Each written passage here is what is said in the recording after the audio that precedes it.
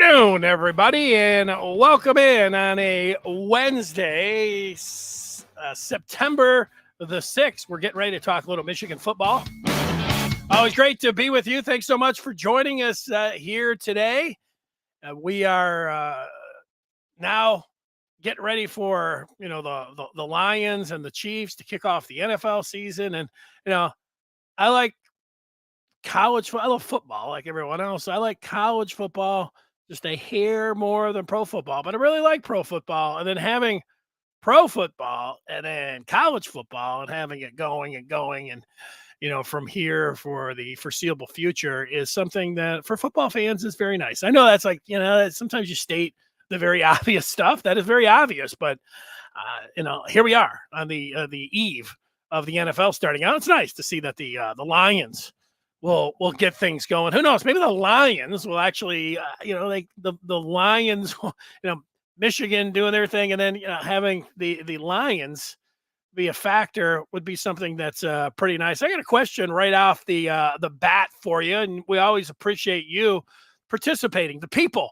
Michigan fans, what's on their mind? It's midweek. People are like, you always talk about overreaction Monday. We saw one game and everybody's like, all right, this and that. Is Michigan going to win it all? Are they going to go undefeated? All these different things. And, that's all we have to work on, is the one game. Roman Wilson going to win the Heisman Trophy, all these different things. JJ, number one overall pick, all of this stuff. But I ask you how you're feeling about Michigan football after one game. I will tell you how I'm feeling. If you watched Monday's show, you kind of already know how I'm feeling. Not too bad. There have been some talk about the protest, if you will. I know it almost seems absurd to say that. The tribute play that Michigan had in their second series, and also JJ McCarthy and others, free. I don't know if others were wearing a free Harbaugh shirt, but we'll dive into that a little bit. We'll look at week 2 in college football, but we will start with the latest with Michigan and UNLV and what you were just thinking about. But, first I want to tell everyone, I tell you every show, it's because I mean it. You want to know about the latest and what's going on with Michigan behind the scenes, what's coming up for the game, what's the latest intelligence with the team. Well, we got you covered there at the Maize and Blue Review.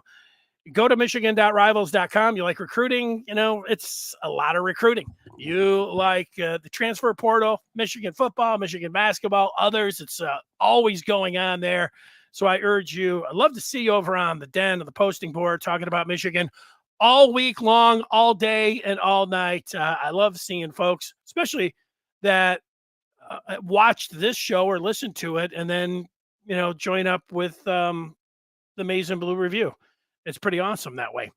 All right. So here it is. You got Michigan and UNLV. It's going to be Military Appreciation Day, Saturday at the Big House. I think it's an annual situation for Michigan where they tip the cap and we salute.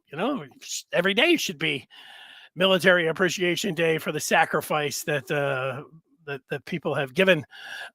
But so that's always a nice day and some special things going on there. That's happening just almost exactly like in terms of the line coming up for the game against the Running Rebels. It was 36 for the opener against ECU, and it's 36 as we sit here today. So, Michigan is there's not a lot of stress when it comes down to, you wouldn't think about Michigan, losing this game or anything. It might be just about, just how good they look. And I think that is the thing. And, when you have a situation, you might be, concerned about some players missing some time, and you feel like, or I feel like, I don't know how you feel, that because Michigan is really in no threat, you got to be careful with that. I say it, and you say it, we can say it.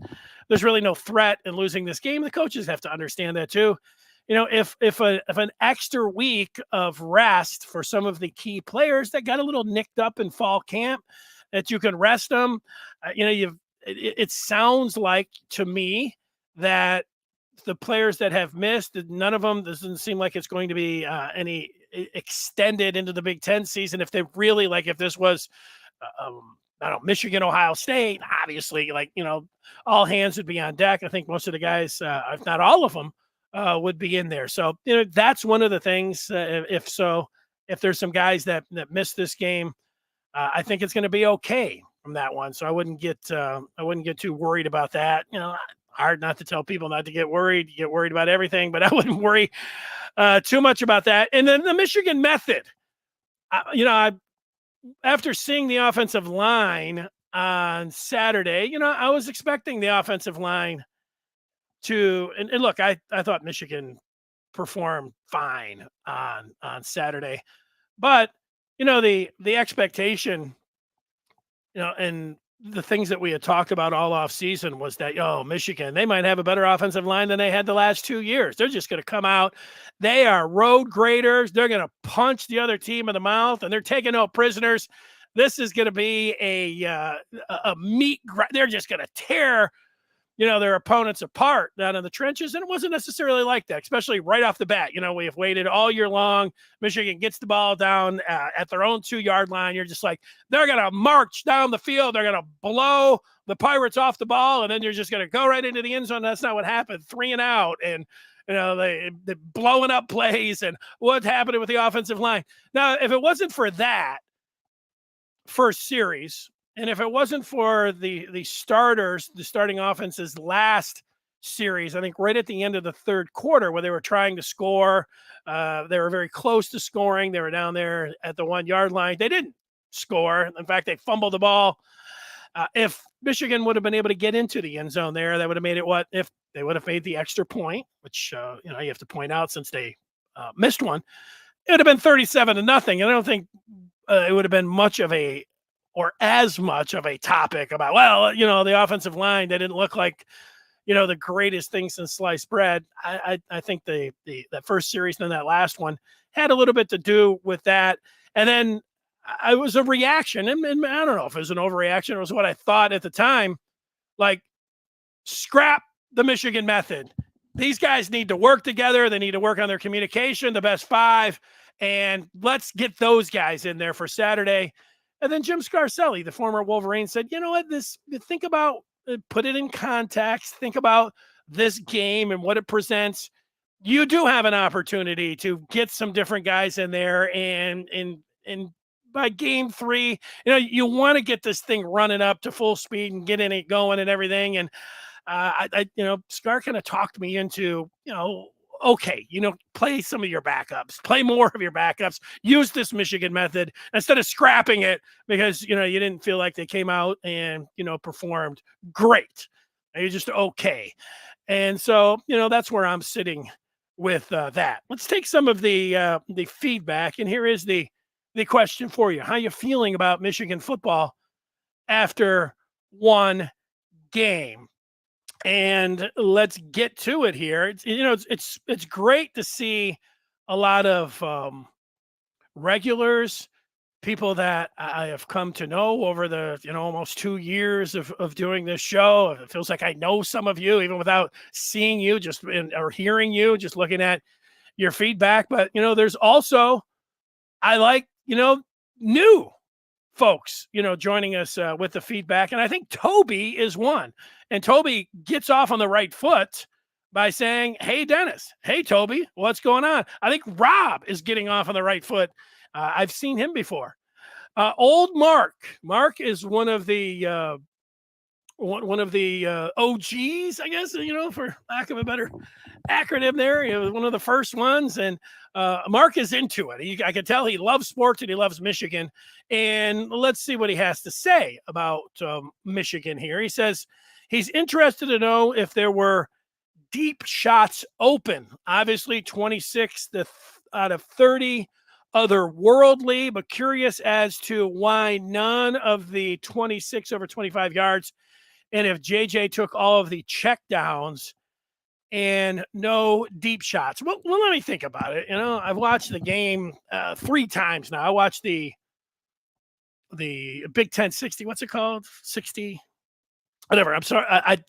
I'd always tape the game, so I had never gone in, and it doesn't. My TV doesn't tell me specifically when that, the Big Ten and 60. I think that's what it's called.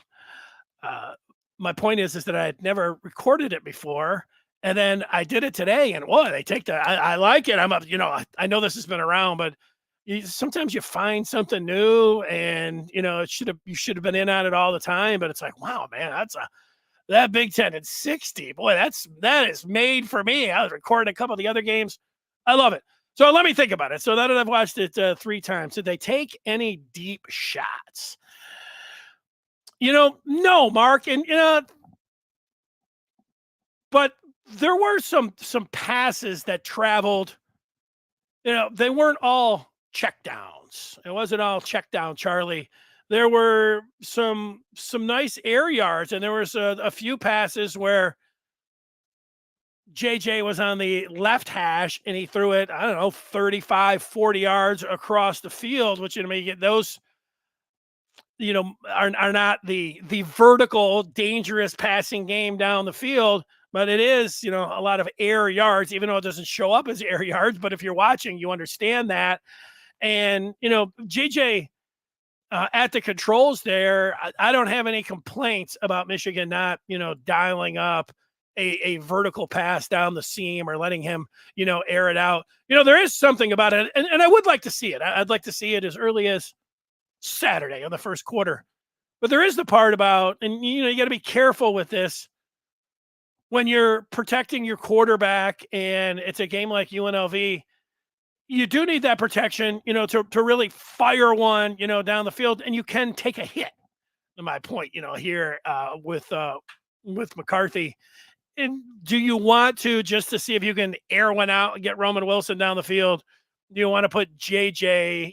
The risk factor goes up a little bit if you're in the pocket like that. I don't know if that's was up for consideration. And Kirk Campbell, who was the offensive coordinator, if that was part of the game plan, whatever. But the passing game was the story of Saturday, and how East Carolina was selling out against the run. And if I was going up against Michigan and I was a defensive coordinator, we know what their identity has been the last 2 years. This is a smash mouth team, even though they've talked about, hey, we'll pass if we need to open up the run, and we'll take what the defense gives. Well, that's what they did. And they came out there, and, JJ, was like, look, I'm ready. This is me firing the ball. And he threw 2 passes that, with me grading it out of the 30 that he threw, there were 2. There was one to Kojo right at the end of the half where they were setting up for the field goal, that they were trying to get it a little bit closer. And it was just a little, I think a little out route. And I don't know, it could have been on, Kojo might not have run the right route. I don't know what the concept there was, but it didn't look like a good pass. Again, that could have been Kojo. It could have just been not those 2 on the same page. I don't know, but I'm splitting hairs here, but I don't know about that pass. And then the other one was to AJ Barner in the end zone, where it looked like it was kind of a dangerous pass. Chris Sims, who was the color analyst, said, hey, maybe he could have led him a little bit more.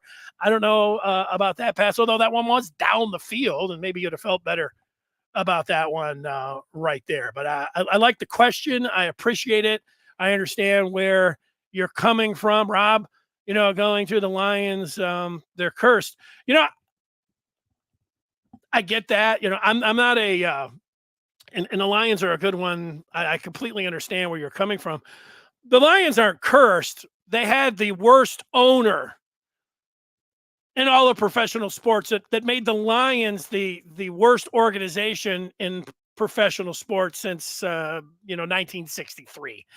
And William Clay Ford. I mean, he was a disaster, and not that he didn't want to win, but he didn't know how. And he was terrible. And you want to throw some other team. Well, what about the Clippers or the Browns? All right, the Lions were in a contest for decades about being the worst organization in all sports. So the curse was actually William Clay Ford, and I'll say Martha as well. I know people were excited just because it was different than because it wasn't the old man anymore. It was Martha, but Martha was she's kind of just like her late husband, just like her husband. She was right there as well. But the new owner, with the Ford, Sheila, I say drop the Ford, just call her Hamp. She has done a nice job. I think it was hiring Spielman, getting him in the front office, bringing around Herman Wire. It just made me feel a little bit better. I don't think they're cursed with bad ownership again. Mark feels great, going back to Eminem, about the opener, except the ball handling in key situations. It looked again. MSU, TCU, bad snap and 4th and goal. What looked very huge, and at the most crucial times 4. I don't know if kludge, huge, clunky. I don't know. Yeah, I get you. Ball. Those are things. It reminded me a little bit. I remember the opener a few years ago, where Shea Patterson was the QB, and it was clear to me. I think it was Middle Tennessee State that Michigan was playing, that they were going to play Dylan McCaffrey, that they were going to have him in there as well. That was going to be part of it. And they had these things where they're, Shea was going to, hand it off to Dylan, or, some of these end arounds, and, it was rusty and clunky, and they couldn't handle it. And there was one, and then there was another one. And then it was like, all of their plans and everything that went on in fall ball, and you saw it. It was just like, whoa, that not working. So I don't know, like, you can have one of those, and you always say, well, if you're perfect, then everybody would just say, well, it's just ECU, who cares? And so they got a few things. I don't know how big their heads should get. They definitely have some things to work on, and executing the very simple things, getting up to the line, no penalties, and then being able to just hand the ball off. That's pretty elementary of things that you got to do. So but I hear you about that. How are you feeling about Michigan, Rob? Michigan will hardly run up the score on teams. They are not worried about stats. I don't think they're worried necessarily about stats. I think they are worried. They want to get their depth in some situations, and you want to see them have success. I think there's a lot of people, I would put myself into this category, that want to see the backup quarterback get in and have some success, that you would like to see some of the backups after the wideouts, after the running backs, after the stars of this team, the backup tight ends, the 3rd and 4th running backs and wide receivers. You want to see them put a drive together where you feel like, if you have to have that in a situation, that you would feel good about that. So I do think that they want to get those guys in and have some success, Rob. But, do they care at the end of the day? If, like, I cared, like, I wanted to shut out.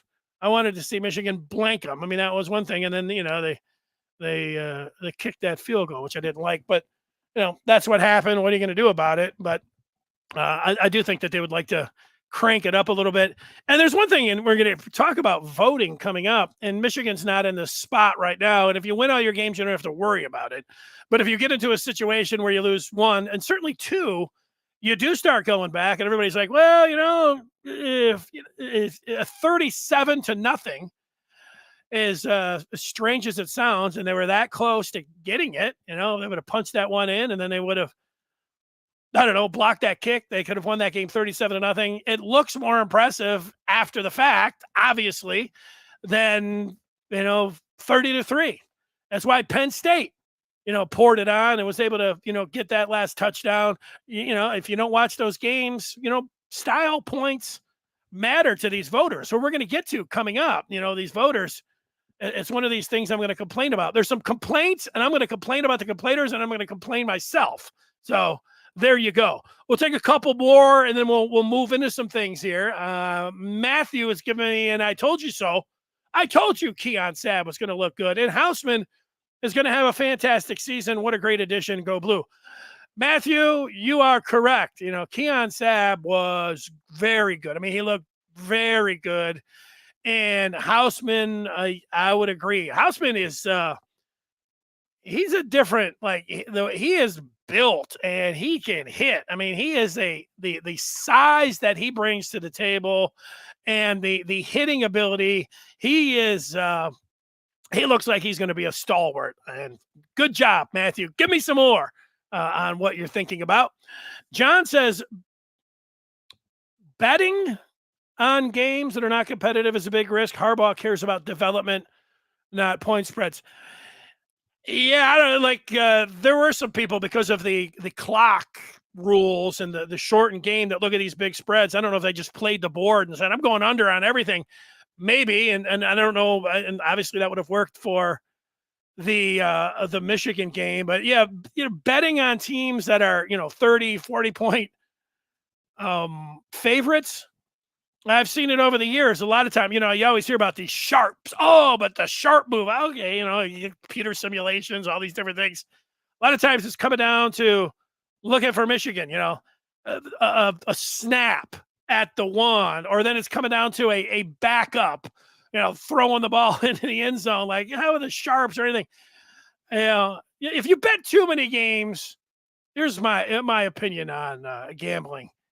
If you're playing, and I don't know what the number is. I used to think that even if you bet multiple games a week, you were going to be in trouble. But, you like it so much. I think a lot of people do. But I used to think, like, if you identified maybe 5 to 10 games all year long that you really felt good about, I thought that was the way, if you wanted to try to make some money. I don't think many people do that. It's hard to do because you like having a lot of action out there.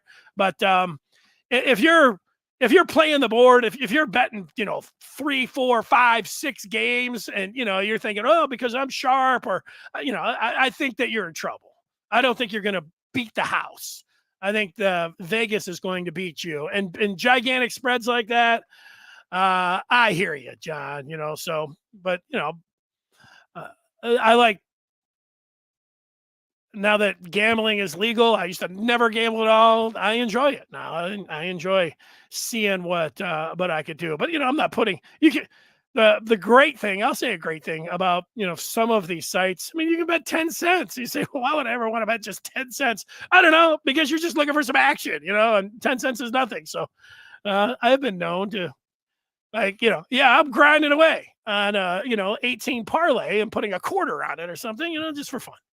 But hey, you might have a lot more money than me, and you're looking, to make a score, and you're like, hey, I'm going to put $25 on a 6 game or an 8-team parlay. I'm like, okay, hey, if it hits, pretty exciting. OT, he wants to see Jones and Barnhart get the start so the O-line can start building chemistry. Yeah, well, we talked about that. The fine line between the guys that you're going to go with and then having this competition with the Michigan method. I could see both sides. Scar's like, hey, let them work on it. I do think by next week, you can't play around with it anymore. The Michigan method is over. But I do think, heading into this game, you can do a little bit of that. So there we are. OT wants to know if I'm planning on catching a Belleville game this season. I am trying to catch a Belleville game this season. So we'll see how that ends up working out, if I'm going to be able to get it done or not. A couple more in here before we get to some of the stuff. I asked the question, how you're feeling about Michigan, and you've responded, which I like. Toby says he feels teams are going to stack the box this year and make us pass. No problem. JJ has it covered.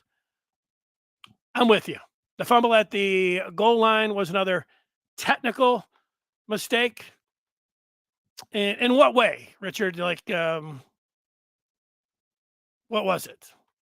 The technical part of it. A couple times, JJ play action handoff was to thin air. Yeah, I mean, you see that from a lot of quarterbacks. Repetition mistakes are concerning. That was Richard and where he was at. Wolverine fan is more concerned about getting kids playing time and actual experience than running up to score.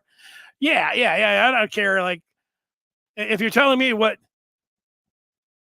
do you want to see, Michigan get their depth in and work at it and, have some success and get some experience for their two deep and win the game by just 32 points, let's say, against UNLV, or, scoring, 50 points and covering this? I don't care. I don't care about that. Now, you could say, hey, why not just do everything? Why not be able to just do everything? And there's a point to that. I'm with you. So we'll get back to see where you're feeling about Michigan football. Here's a couple of things that I saw today as I was getting ready. As people know, Roman Wilson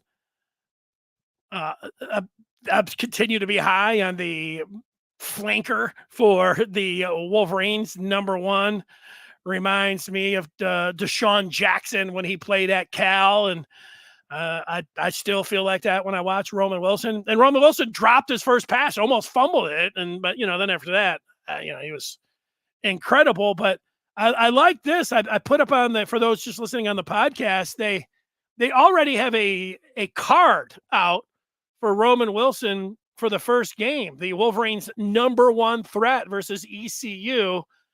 The cards, the Michigan moments, and they get a picture of Roman Wilson. I could be myself.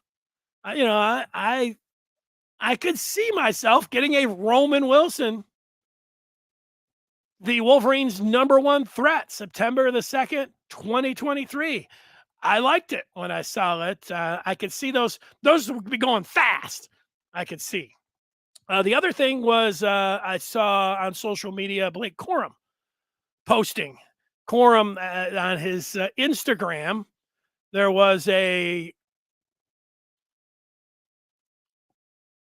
stat that was put out that Corum accelerated to 21.1 miles per hour in just 4 seconds versus ECU.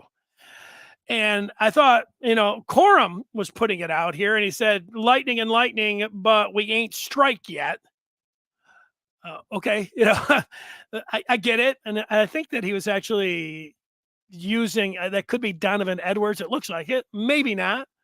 But I looked at the fastest next-gen stats for running backs in the NFL last year because I thought, well, how close is Blake Corum to, some of these top backs in the NFL? And last year, according to next-gen stats, Saquon Barkley, Tony Pollard, and Joe Mixon, these were the fastest times in the NFL, 21.11, which is right there with Blake Corum.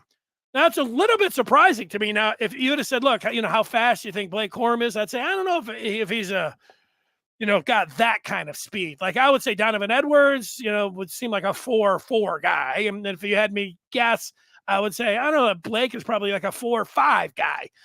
I don't know. But when I see that in pads and what, next gen stats are saying, he's as fast as any back in the NFL last year, if that's correct. And so I wonder how, and I didn't see it. I looked a little bit to see what Donovan Edwards accelerated to against Ohio State last year. I bet it was faster than 21.1, but I don't know that. It just seems like it. It feels like, and it looks like he's faster.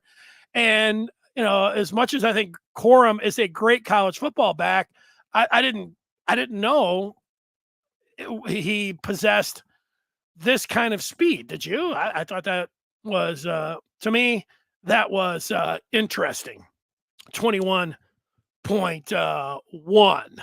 So there you going. Mark says, if you're playing the board, Vegas takes 10 to 98% of the time.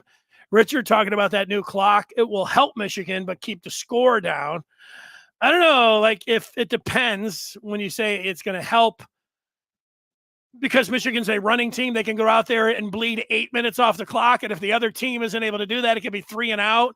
And I think that's the argument maybe that you're making there. I'll buy that one. OT says that was a pass breakup on Roman, not a drop. Okay, he got his hand in there. I'll buy it, OT. I'll buy what you're selling on that. I'm good with it. Let's get to some other things. Now, this is like, okay, I ask you how you're feeling about Michigan football. We're talking about the game and everything else. Social media is a wild medium. So is sports talk. But what the people are talking about, I noticed was I did notice them online, and I noticed that there are a lot of Spartans that when it came down to the tribute and also this, that it opened Michigan up for some criticism. And I've got the picture of JJ McCarthy getting off the bus Saturday with a free Harbaugh made shirt up. They just put some tape, put free on there, and then people complaining about the train formation. And I look at it like this: like, there's a lot of people that don't like Michigan and specifically don't like Harbaugh. So you could go after him for this. Do I think there's a point where it comes down to the formation, or and when people said, do they realize that this is a self-imposed suspension? There's a lot of people that were saying that, and so I understood that angle even from a rival. I think they might have a point there, but I had a lot of criticism towards that. But I would say it's not necessarily true that Harbaugh, that this was his idea, or that he really wanted to do this. It feels like it's collaborative, and they were like, "Hey, we need to take some steps with the NCAA. This is the playbook." I know other people are like, "No, it's not. It's telling the NCAA to go F themselves." Okay, there's a lot of teams that do go the route of trying to cooperate and self-imposed, and this is what Michigan decided to do. And I think Harbaugh, I don't myself, my feeling on this, it's just my own feeling, is that if it was just given to him, he would not do this. I think he would have said, "No, I'll fight the NCAA." And the athletic department and the brain trust there was like, "No, look we've got 3 easy games. Let's just see if we can do this." And so they did it. So, but I don't know the nuance of that. For rivals, they don't care about that, and the thing about like a protest, like, it's 20-year-olds backing their coach. It's nothing to me. Like, so even if another team did it, like, okay, and it's the same thing with the formation. I don't think it was fooling anybody. It was giving a shout out to their coach who was home watching and showing how much they appreciated him. No big things to me. No, nothing, like that. So there was nothing to get upset about or criticize, but, you understand, I think it gives you a chance, if you're a Michigan fan, to tell everybody, go to hell, like, what are you criticizing us for? And so, you get a little college football and just have some fun backing your coach. I didn't see that as even a blip, although I knew that people I noticed specifically even some Spartan fans that are in the media, like, this is a joke. Okay, it's a joke, and maybe the joke's on you, but there it is. There's a couple things. I think it's okay, like, if you didn't like it, to say it, and you can still be a huge Michigan fan. You don't have to rubber stamp every single thing that you see and be like, and I get it. You're a super fan. Some, you say, I'm the biggest Michigan fan ever. And so the biggest Michigan fan ever, they're just going to go, ride or die with anything that Michigan does and just argue, and a lot of, for folks, I mean, that's college football. Back your team and ride with them. I don't have a problem with that. There were two things over the last year that I wasn't riding or dying with, and then, not that they're big deals or not, but one was after the great win against Ohio State last year. If it would have been up to me, and like Mike Sanderson would have come up and said, "Hey, if we win this game," or late in the fourth quarter, obviously when Michigan had the game in hand, if they said, "We're going to plant the flag," in Columbus after the game, I would have been like, "Let's not do that." That's not my style. Like, I'm not like some, like, I'm super classy, and I understand the stakes. It's been 20 years, and I think maybe this could be a sign that I'm getting a little bit older, and others are like, "Hey, these are kids, the enthusiasm, and let them plant that flag." And it's great, and I think most Michigan fans loved it. It wasn't, I didn't like it necessarily, but I wasn't railing on them. I get it. Things are different now. You can plant a flag. So I didn't make a huge deal about it. Like, this is bad sportsmanship or anything. It was just like, if you would have asked me my opinion about it, I would have said, put me in the old school category on some things, that would have been one. The other thing that I didn't like that I saw a lot of Michigan fans like, oh, this is great, was Hunter Dickinson wearing the ski mask into that Wisconsin game.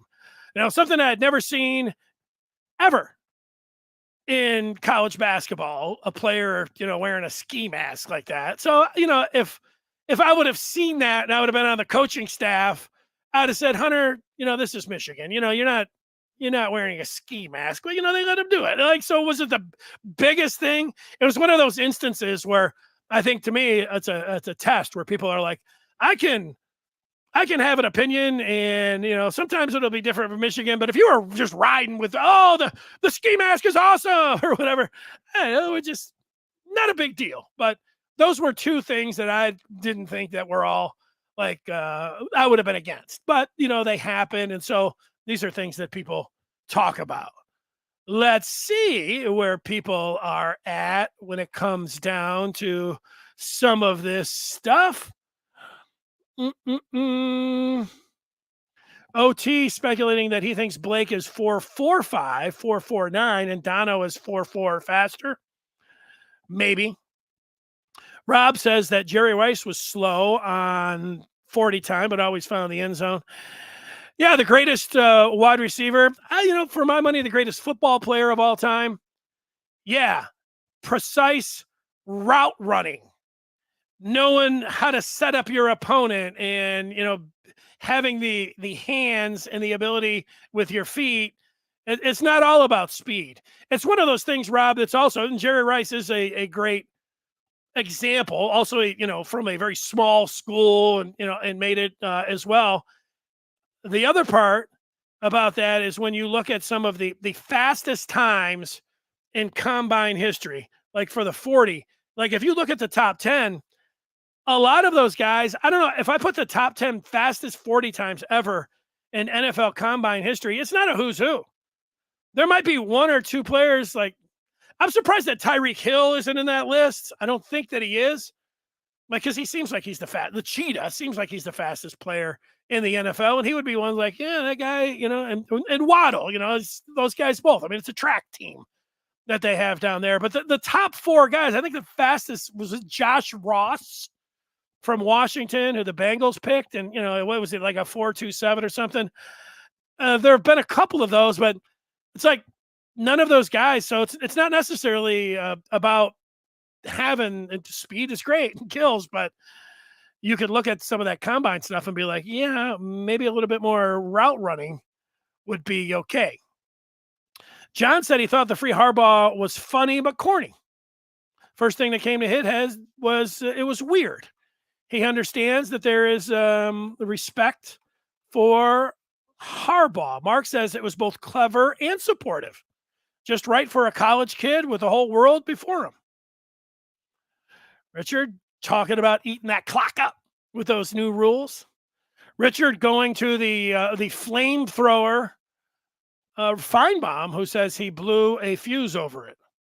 About the freeze, Yeah, well, what you notice is that people that are in sports talk and, Feinbaum is. I mean, that's, I know he was a writer before, but yeah, pick something that, you can take a stance on and that's perfectly Paul Feinbaum. Like, I can sit here and make an argument, for it or against it like that. And, that's what you do.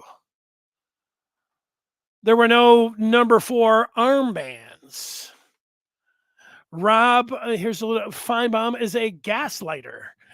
Yeah, well, it works really well for him. He fires people up, and people can't wait just to be upset with some Michigan fans. Look, there's a lot of people, like in college football, a lot of it, you could say it's about rivalries and hating your rival, and there's a lot of people that think that, and there's a lot of, I think, truth to that.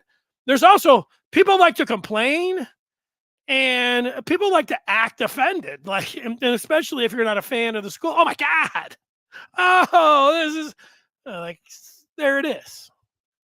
People love to be offended, and they love to complain, and they love to be offended and complain about opponents and rivals.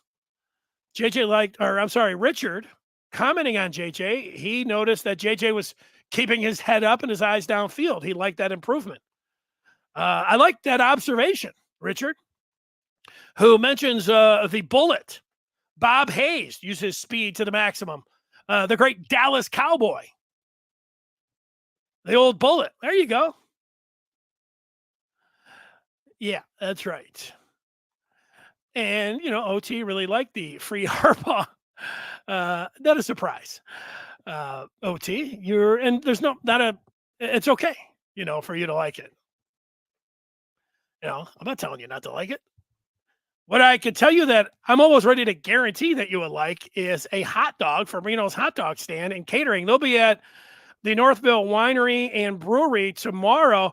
You go out there and say, I want the Detroiter, and Good Afternoon Michigan Football sent me, and those guys will be happy to see you, and you will be so happy because you will enjoy that hot dog. Take it from me. All right, I have two things to complain about. Here I am complaining about the complainers, and now I'm going to complain. What am I going to complain about? That the Noles are not the number one team in the country. Georgia and Michigan's number 2, Alabama and Florida State. Oops, sorry. They are, let's see here. They are number 4. So there's 63 voters for the Associated Press top 25, and only 3 of them got it right. Florida State has the most impressive win by far over Georgia, Michigan, and Alabama. I wish, this is one of the problems when it comes down to voters, be willing to put a team up there that showed you something. Florida State played a top 10 team. I don't know how good LSU will end up being, but man, they deserve to be number 1. And let's say I can't believe it. I can't believe that out of 63 voters, only 3 of them feel like me and didn't put them up there. I'm not going to call them a disgrace, but Florida State should be 1, Georgia could stay 2, and Michigan should be 3. That's how the voting, it doesn't really matter. It's just for me, I'm not offended. I liked it. Maybe I'm liking to complain here. And that's what I'm doing. I'm complaining about it. I would like to see more voters take the initiative when it comes down to it. When you see a team go out there and play a quality opponent and be impressive like that in the first week, put them up there at number 1. That's what should have happened, and it didn't. So I didn't like that. Now, what else am I complaining about? Oh, this is the ultimate. I am a little bit offended by this. Here's the schedule for week 2. You got Notre Dame at noon. They're going to be at NC State on ABC. That's a game to watch. Also at noon, Nebraska. Going back to that old, a Big 8 rivalry. I used to always watch this game on a Friday, the Black Friday, the day after Thanksgiving. Nebraska, didn't they always play Colorado? And then Arkansas would play LSU. Texas and Texas A&M would always play. So it's a great rivalry. And, the way Coach Prime and everything with the first game, and Nebraska could be 0-2. That's a great game. Looking forward to that one on Fox. Of course, Michigan at a kickoff of 3:39. It's not a typo, 3:30, but they'll kick it off officially at 3:39. So if you're out at the store, getting your rations for the game and everything, and you're like, I got to go a little bit faster because I got to be there at 3:30. No, you really don't. You got an extra 9 minutes. Just remember that when you're out there, technically and officially, this game is not going to kick off until 3:39 at the Big House. And it's going to be a little strange to hear that CBS music and Brad Nessler and Gary Danielson on the call. I got a little bit of a taste of that last week because those guys were calling the Ohio State and Indiana game. Here is my complaint. I always look forward to the late game on Saturday. There's usually at least one big game. And this is a big game. Texas going to Alabama. Tuscaloosa, a 7:00 kick. Oh, I can't wait to see that. Oh, wait. I have Spectrum cable. And there is a fight between Spectrum and Disney, and they're not allowing me to watch that game. I see a graphic. I see it. I tape college football live every day, and I went to watch it. Oh, there's the graphic. Once in a while, I catch PT. I can't watch that. Monday, I was looking forward to watching Duke and Clemson, keeping the holiday week, and that didn't happen. I was going to watch a little bit of the U.S. Open. Once it gets to the round of 16 over, and I tuned in, and I couldn't watch it. I'm complaining about that. I'm not taking Spectrum side or Charter side or ESPN side. You can just say, hey, now's the chance to get rid of all of that and go to YouTube and stream. And maybe you're right. So don't complain. What's Harbaugh's line? Don't be bitter, be better. Maybe I shouldn't be bitter. Maybe I should just cut those guys off and I should go to YouTube. And maybe that'll happen. And maybe Saturday night is going to be the final straw when I'm getting ready to watch some football and I got to look at that stupid screen where they say it's not going to happen. That's my complaint. I'm crying about that. That's a big cry for me. All right. I'll take some of the feedback here. Let's get to it. Oh, one of my favorites, even though he's not called Andres anymore on the screen, formerly Andres, now GAM, who's got this beautiful golf swing. I can understand, you know, he loves the game. And so that's what he's called. But formerly the post and feedback king, Andre, saying, imagine Nebraska spoiling Colorado. The balloon goes pop. Don't think it's going to happen. Nebraska is a dumpster fire. That's just hard to put out. Yeah, I don't think it's going to happen either, but I don't, you know, I didn't watch. I just saw the score. It was going on at the same time as Michigan, you know, Colorado. But I do think Travis Hunter is, you know, when you're a two-way star and you're playing like he is, he's shades of Charles Woodson. I'm buying that. And Shedeur Sanders, I'm buying him too, throwing 500 yards. I'm in on that. I like what the Buffaloes are bringing. It's certainly bringing a lot of opinions out on Coach Prime. That's a little bit early to be getting all excited. Well, I mean, it's one game. Get excited. I think one of the great things about football, it's what makes football the best. I remember covering baseball, the Tigers in 2006, and you know, Jim Leland, after a couple times, I don't know, you know, he heard me on the radio and he came over. He said, hey, this isn't football. And what he meant was, like, you got 162 games. You can't get frustrated about losing one game or even one series. And then I'd say, hey, Jim, this is a pretty big series. You got the Indians coming in. He's like, I don't build series up to be really big. Like, what if I lose?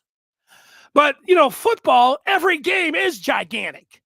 That was a signature win for Coach Prime. I'm not, telling people to relax about that. They were over a 20-point underdog. And Coach Prime took a doormat and just revived it just like that. I find it very exciting myself. And then to watch a Nebraska-Colorado game as the warm-up Saturday, I can't wait. So, but yeah, I can imagine Nebraska doing that. It'll be awesome. Mark likes the news.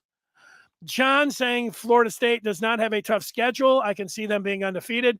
It kind of, playing LSU, you say it's not a tough schedule. I mean, I know they play in the ACC, but that's a tough game. Georgia or Michigan, they're not playing any game like that. Right off the bat, a very losable game. They weren't the favorite in that game. And they do have to, and I know that Clemson lost. I didn't mind seeing that on Monday to Duke. I couldn't watch it, but I didn't mind actually listening to some of that game. I didn't mind them losing that game, but they do travel to Clemson. I mean, that's kind of a tough game. Do they play North Carolina? I mean, like, you're over here saying it's not a tough schedule. It's already tough. Pretty tough. Oh, yeah, go ahead, Rob. Go ahead, Rob, and just rub it in. Rob saying that Bama and Texas is going to be fun. You know what was fun? Last year, watching that game. Texas was going to win that game if Quinn Ewers didn't get hurt. Texas was looking fabulous in that. They looked really good. And it was so exciting. And then Ewers got hurt. And it still ended up being a really good one. We're ready to see if the Horns are back. OT's got a hot take. He'll be pulling for the Big Ten over Coach Prime's team. Richard, this is kind of a hot take. Predicting overtime. I think we're talking Nebraska and Colorado. That's a hot take. Meanwhile, John is saying there's no chance. Really, no chance, John? No chance. No chance sounds like I should take whatever money I have and throw it all on Coach Prime.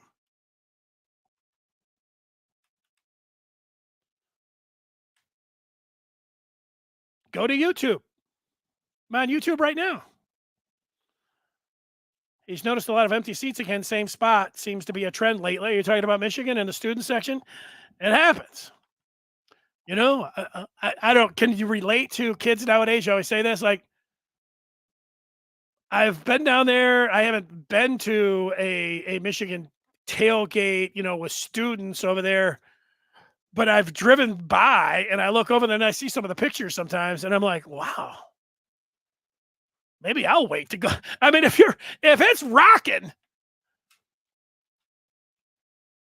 if the house is rocking, like you're like, everything's going, let's make sure we get the kickoff for ECU. All right. Because it looks good on TV. I don't know. It looks good. You want to support the team and everything else. I'm just saying I'm with you. I wish the students would get there, but I understand. I'm not so old that I don't remember what it was like to have a party before the game and tailgate. Quick story. I had an RV at Michigan State. The smoker game right at the end. Oh, terrible game. I had a friend of mine who was the biggest Michigan fan ever, and my other friends' younger brothers were there, and I was like, hey, we got this big RV, come on by. He brings 20, I don't know if there were that many, 10 girls with him, all, these Michigan State girls, all dressed up. It was unseasonably warm. That tailgate was rocking. The tailgate was rocking so much that my friend who loves Michigan, I thought more than anyone, gave his tickets away and said, because the girls were like, we'll just stay here and party. And he said, I'm going to do the same thing. I left that thing to go to the stadium, that party, and thought, wow, this is a great party. It was not much fun coming back there late, driving that RV home after the smoker to Duckett pass. I could sit around talking about that game all day long. I don't like talking about losses so much, especially not that one. Oh yeah, John's rubbing it in too. Looking forward to Alabama, Texas. Yeah, go ahead, do it, Richard. I'm with you. It's back, but blacked out or the fight going on, but that's it going on. Did Sanders throw 2 pick sixes? That I don't know if you're asking me the question. Games are all over YouTube. You mean now, after the fact, or cutting the cord and going to it? I think that they're all there. So I hear you. That's it. Great feedback today from the folks.